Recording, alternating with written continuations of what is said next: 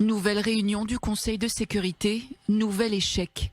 Après 2 heures de discussion à huis clos autour de la guerre entre Israël et le Hamas, les divisions l'ont emporté. Cette réunion des 15 membres de l'organe exécutif de l'Organisation des Nations Unies n'aura abouti pour la 5e fois à aucune résolution. Nous avons parlé de pause humanitaire et nous sommes intéressés par la recherche d'une formulation sur ce point. Mais il y a des désaccords au sein du Conseil sur ce qui est acceptable. Objet du désaccord, alors que les États-Unis demandent à Israël des pauses humanitaires pour permettre l'acheminement d'aide à la population gazaoui ou l'évacuation des habitants du nord de la bande côtière vers le sud, d'autres membres du Conseil de sécurité exigent un cessez-le-feu immédiat. Je pense que le besoin pressant sur le terrain, que tous les membres du Conseil ont reconnu, est le besoin humanitaire urgent.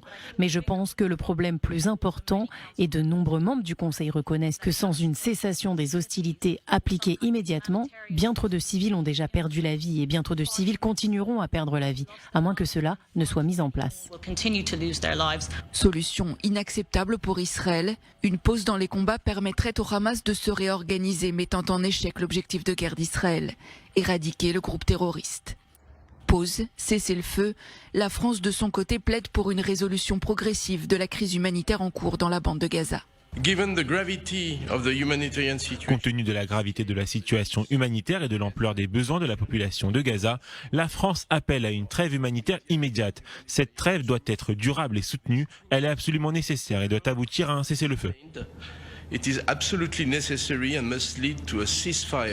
Un cessez-le-feu exigé à l'unanimité par les agences humanitaires de l'ONU. Un peu plus tôt ce lundi, le secrétaire général des Nations Unies a appelé à un arrêt de l'escalade en cours. Antonio Guterres a une nouvelle fois condamné Israël, qu'il accuse de violer le droit international et d'avoir transformé Gaza en cimetière pour enfants.